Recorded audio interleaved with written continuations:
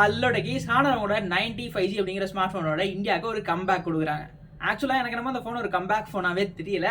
அதுக்கும் சில காரணங்கள் இருக்கு. இந்த வீடியோ பார்த்து முடிக்கும் போது உங்களுக்கு ஏன் என்ன அப்படிங்கிறது தெளிவாக புரியும். இந்த வீடியோ பிடிச்சிருக்குங்கிற பட்சத்தில் லைக், ஷேர், சப்ஸ்கிரைப் இந்த மாதிரியான விஷயங்களை தட்டி விட்டுருங்க.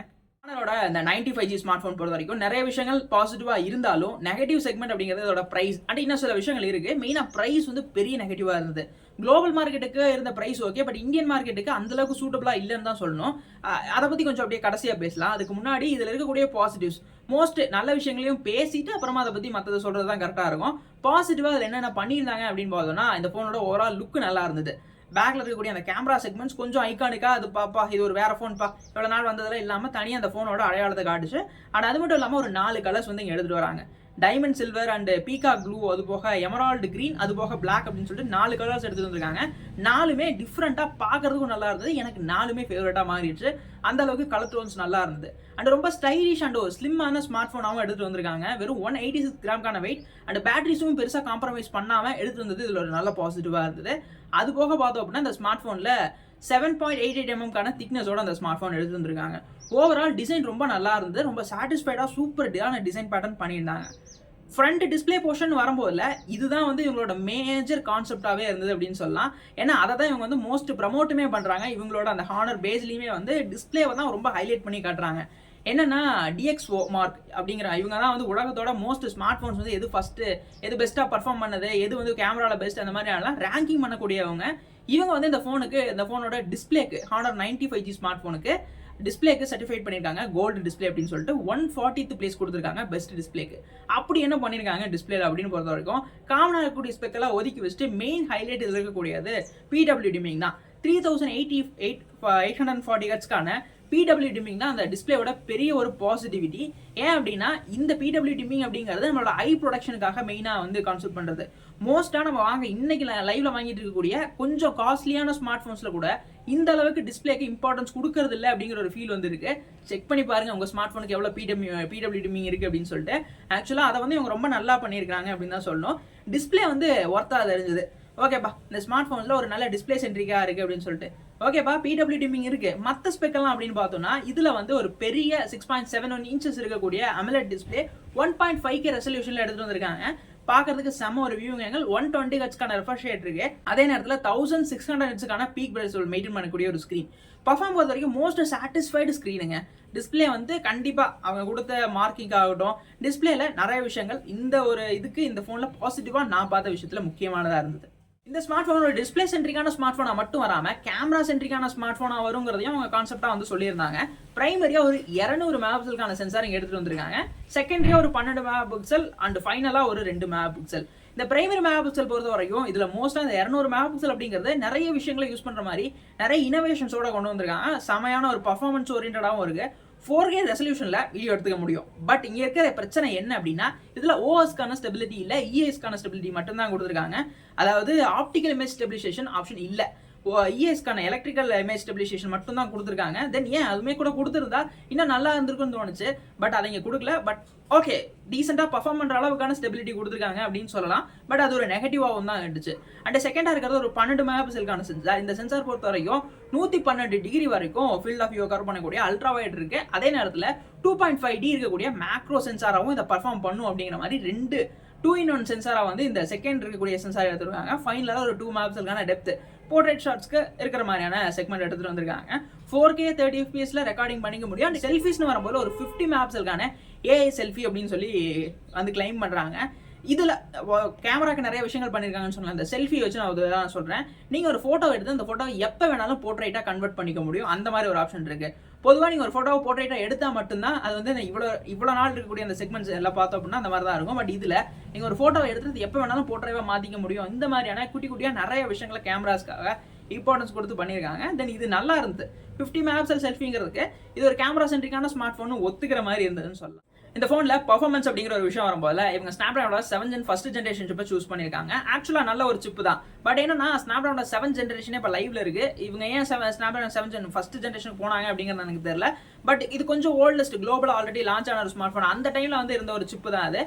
இருந்தாலும் கூட இது வந்து ஒரு ஓவர் கிளாக்டு வெர்ஷன் அப்படிங்கிற மாதிரி சொல்றாங்க. அதாவது பர்ஃபார்மன்ஸை இன்க்ரீஸ் பண்றதுக்காக இதோட பர்ஃபார்மன்ஸ் கோர்ஸை ஓவர் கிளாக் பண்ணிருப்பாங்க. அது இன்னும் கொஞ்சம் பர்ஃபார்மன்ஸை பூஸ்ட் பண்ணும். தென் அந்த ஒரு விஷயம் பண்ணிருக்காங்க. கிட்டத்தட்ட உங்களுக்கு ஈக்குவல் பண்ணணும்னா 778 வந்து ஈக்குவல் பண்ணக்கூடிய ஒரு சிப் செக்மெண்ட் தான் அது. தென் உங்களுக்கு நல்ல ஒரு கேமிங் எக்ஸ்பீரியன்ஸ் கிடைக்கும். ரொம்ப பெஸ்ட்டுன்னுலாம் நான் சொல்ல தயாரா இல்லை, ரொம்ப பெஸ்ட்டுன்னு சொல்ல மாட்டேன், பட் நல்லா இருக்கும். அந்த மாதிரியான ஒரு சிப் தான். அந்த டே டு டே டாஸ்க்ஸ் மாதிரியான விஷயங்களுக்கு நல்லாவே இருக்கிற மாதிரியான ஒரு செக்மெண்ட் தான் கொடுத்துருக்காங்க. தென் இன்னொரு விஷயம் பேசணும் அப்படின்னா எங்களோட மேஜிக் யூஐ ஆண்ட்ராய்ட் 13 தான் அந்த ஸ்மார்ட் ஃபோன் வருது. உங்களோட மேஜிக் யூஐல வந்து எடுத்துட்டு வராங்க 70 என்னமோ சம்திங் அந்த ஒரு யூஐல எடுத்துட்டு வராங்க. பர்ஃபார்மன்ஸ் ஓரியன்டா இதில் நிறைய விஷயங்கள் குட்டி குட்டியாக வந்து கஸ்டமர் பேஸ்டாக பண்ணியிருக்காங்க. நிறைய டூடில் மாதிரியான விஷயங்கள் அண்ட் நம்ம சிஸ்டமில் ஆப்பிளில் இருக்கக்கூடிய சில விஷயங்களை கூட காப்பி அடிச்சிருக்காங்க. உதாரணத்துக்கு சொல்லலாம், அந்த மேஜிக் டெக்ஸ்ட் அப்படிங்கிற மாதிரியான விஷயம்லாம் கூட அவங்க மோஸ்ட் அந்த ட்ரெண்டிங் பேஜ்லேயே கூட போட்டிருந்தாங்க. மேஜிக் டெக்ஸ்ட் நீங்கள் ஒரு இடத்துல காப்பி பண்ணி டபுள் விண்டோஸ் யூஸ் பண்ணும்போது கூட ஷேர் பண்ணிக்கிற மாதிரி எல்லாம் கூட பண்ணிக்க முடியும். இந்த மாதிரி நிறைய குட்டி குட்டியான விஷயங்கள் இந்த மேஜிக் யூஏல பண்ணுறாங்க. பெருசாக ப்ளோட்வேர் இல்லை, பட் ப்ளோட்வேர் இருக்கிற மாதிரியான ஒரு யூஏ தான் இது. ரொம்ப பெருசாக இல்லை, பட் ரொம்ப மோசமும் இல்லாத மாதிரியான ஒரு யூஏ டீசெண்டாக பர்ஃபார்ம் பண்ணுது. அண்ட் ஸ்டார்டிங் டிசைனை பற்றி பேசும்போது ஒரு விஷயம் சொல்லியிருப்பேன், பெருசாக காம்ப்ரமைஸ் எதுவும் பண்ணல வெயிட்டை லாஸ் பண்ணுறதுக்கு அப்படிங்கிறதுக்கு. ஏன்னா இதில் 5000 mAhக்கான பேட்டரி கொடுத்துருக்காங்க. அதே நேரத்தில் 5000 mAh அப்படிங்கிறது பெருசாக டிசைன் எங்கேயுமே ஸ்பாயில் பண்ணாமல் 5000 mAhக்கான பேட்டரிங்கிறது ஒரு நல்ல ஒரு விஷயமா இருந்தது. அதே நேரத்தில் இதில் பார்த்தோம் அப்படின்னா நமக்கு 66 வாட்ஸ் ஃபாஸ்ட் சார்ஜிங் சப்போர்ட் தராங்க. இது குளோபல் வேரியண்ட்டுக்கு கன்ஃபார்ம் பண்ணியிருந்தாங்க. பட் இந்தியன் வேரியண்ட் வரும்போது 33 வாட்ஸ் தான் நாங்கள் வந்து பாக்ஸில் கொடுப்போம். நீங்கள் வேணும்னா வந்து போய் வாங்கிக்க கூட முடியாது. ஆக்சுவலாக உங்களுக்கு அவைலபிள் கிடையாது. நான் ஆனால் ரொம்ப நாளைக்கு அப்புறம் கம்பேக் கொடுத்துருக்காங்க. 66 வாட்ஸ் ஃபாஸ்ட் சார்ஜிங் சப்போர்ட் இருந்தாலும் அது உங்களுக்கு கிடைக்காது. 33 வாட்ஸ் தான் பாக்ஸில் கிடைக்கும். 66 வாட்ஸ் வேணும்னா எங்கேயாவது ஃபாரின்ல இது இருந்து வாங்க முடிஞ்சா வாங்கினதை தவிர்த்து வேற எந்த ஒரு வழியும் கிடையாது. ஸ்மார்ட் ஃபோன்ல தான் மோஸ்ட் பாசிட்டிவ் விஷயங்களை பற்றி பேசிட்டேன். இதில் இருக்கக்கூடிய கான்ஸ் நெகட்டிவ்ஸ் என்னென்ன அப்படின்னு பார்த்தோம்னா, இந்த டிசைன்ல மிஸ் ஆன விஷயம் அப்படின்னா அதில் ஸ்டீரியோ ஸ்பீக்கர்ஸ்லாம் கிடையாது. ரொம்ப ஒரு நார்மலான சிங்கிள் ஸ்பீக்கர் செட்டப். இந்த செக்மெண்ட்டுக்கு சிங்கிள் ஸ்பீக்கர் இத்தனையும் கொடுத்துட்டு அதை கொடுக்காம விட்டது ஒரு மோஸ்ட் நெகட்டிவாக தான் எனக்கு ஃபீல் ஆச்சு. தென் ஏன் அதை ஒரு கொடுத்துட்டு போகிறது உங்களுக்கு என்னையா இருக்குது அப்படிங்கிற மாதிரி தான் இருந்தது. அது வந்து மோஸ்ட் நெகட்டிவாக இருந்தது. ரெண்டாவது இவங்களோட அந்த ப்ரைசிங் செக்மெண்ட், இதை வந்து 2 வேரியண்ட் அஃபோர்ட் பண்ணுறாங்க. 8 128 அண்ட் 2 12 to 512 GB ரேம் இருக்கக்கூடிய 2 வேரியண்ட் அஃபோர்ட் பண்ணுறாங்க. அந்த பேஸ் வேரியண்ட் 38,000 ரூபாய்க்கு வந்து இதை ப்ரைஸ் பண்ணுறாங்க. 38,000 ரூபாய். இது போக அவங்க இதுக்கு ஒரு கேட்லாக் வர நவீன இயந்திரம் மாதிரி ஒரு கேட்லாக் ஒன்று கொடுத்துருக்காங்க. உங்களுக்கு வந்து நாங்கள் இந்த டிஸ்கவுண்ட்லாம் போக 29,000 ரூபாய்க்கு வந்து தருவோம். எப்படிப்பட்ட டிஸ்கவுண்ட்ஸ் அப்படின்னா, நீங்கள் எஸ்பிஐ கிரெடிட் கார்டோ ஐசிஐசிஐ கிரெடிட் கார்டோ யூஸ் பண்ணால் உங்களுக்கு வந்து 3000 டிஸ்கவுண்ட் கிடைக்கும். இப்போ கார்டு இல்லை அப்படின்னா அந்த 3000 போச்சு. அடுத்து ஒரு 2000 டிஸ்கவுண்ட் எதுக்கு கிடைக்கும்? உங்கள் பழைய ஃபோனை எக்ஸ்சேஞ்ச் பண்ணீங்கன்னா, இந்த ஃபோன் வாங்கினா நீங்கள் உங்கள் பழைய ஃபோனை எக்ஸ்சேஞ்ச் பண்ணால் தான் கொடுப்பாங்க. 2000 எல்லாம் தர மாட்டாங்க, கிடைக்கும். அப்போ அந்த டிஸ்கவுண்ட்டும் போச்சு. உங்ககிட்ட பழைய ஃபோன் எல்லாம் அந்த டிஸ்கவுண்ட் போச்சு. மொத்தம் 5000 போச்சு. அதுக்கப்புறம் எஃபிஷியன்ஸாக போக நான் வந்து இந்த வீடியோ பண்ணுறதுக்கு முன்னாடியே மற்ற நிறைய யூடியூப்ஸ் வந்து வீடியோ பண்ணியிருந்தாங்க. அவங்களோடலாம் அந்த கார்டு காட்டும் போது என்ன இருந்ததுன்னா, எக்ஸ்ட்ரா வந்து ஒரு TWS 5000 ரூபாய்க்கு தர மாதிரி வந்து காட்டியிருந்தாங்க. பட் நான் வந்து வீடியோ பண்ணும்போது அதை தூக்கிட்டாங்களா என்னன்னு தெரியல. அது இல்லாமல் ஒரு கேஷ்பேக் ஆஃபர் அப்படிங்கிற மாதிரி ஒரு 5000 டிஸ்கவுண்ட் அப்படின்னு போட்டிருந்தாங்க. அது என்ன அப்படிங்கிறது கரெக்டாக தெரியல. இதெல்லாம் போக இந்த ஃபோன் உங்களுக்கு 29,000 ரூபாய்க்கு சேல்ஸில் கிடைக்கும் அப்படின்னு. சரி, சேல்ஸில் 29,000 ரூபாய் கிடைக்கும். அப்போ சேல்ஸ் முடிஞ்சதுக்கப்புறம் நாங்கள் திரும்ப 38,000 ரூபாய்க்கு விற்போன்னு சொல்லுவாங்களான்னு எனக்கு தெரியல. 38,000 ரூபாய்க்கு இந்த ஸ்மார்ட் ஃபோனை ஏன் சூஸ் பண்ணோம்? ஆல்ரெடி இந்தியாவிலேருந்து இவங்க போகும்போதில் கூகுள் மண்டை மேலே தேடி நான் உனக்கு சப்போர்ட் தரமாட்டேன்னு சொன்னதுக்கப்புறம் இவங்ககிட்ட இருந்தக்கூடிய கஸ்டமர்ஸை பற்றி கொஞ்சம் கூட கண்டுக்காம என்ன ஒரு இதுவும் சொல்லாமல் டக்குன்னு ஓடிட்டாங்க. எல்ஜி தான் வந்து அவங்களோட ஸ்மார்ட் ஃபோன் பிராண்டை க்ளோஸ் பண்ணாங்க. பட் கடைசி வரைக்கும் அவங்க எல்ஜி விங் ஸ்மார்ட் ஃபோன்ஸ் வரைக்குமே நாங்கள் அப்டேட்ஸ் ப்ராப்பராக மெயின்டைன் பண்ணுவோம். அந்த ஸ்மார்ட் ஃபோனுக்கு என்ன வந்து கிளைம் நாங்கள் சொல்லியிருக்கோமோ ப்ராமிஸ் பண்ணியிருக்கோமோ அதை நிறைவேற்றுவோம்னு சொல்லி சப்போர்ட்ஸ் கொடுத்தாங்க. பட் இவங்க சொல்லாமல் கொள்ளாம ஆல்ரெடி ஓடினவங்க திரும்ப இப்படி ஓட மாட்டாங்கன்னு உறுதியெல்லாம் சொல்ல முடியாது. ஓடுறதுக்கும் வாய்ப்பு இருக்குது. அதே நேரத்தில் ப்ரைஸிங் வந்து மோஸ்ட் அந்த அளவுக்குலாம் செட் ஆகலை. ஒரு கம்பேக் கொடுக்குற ஸ்மார்ட் ஃபோனுக்கு 40,000 போட்டு வாங்குற அளவுக்குலாம் அது இல்லை. இதை விட பெட்டர் ஆப்ஷன்ஸ் நிறைய எனக்கெல்லாம் இருக்குது. அதை நான் சூஸ் பண்ணிட்டு போயிட்டு வந்தால் நமக்குமே ஃபீல் ஆகுது. அது ஒரு விஷயம்.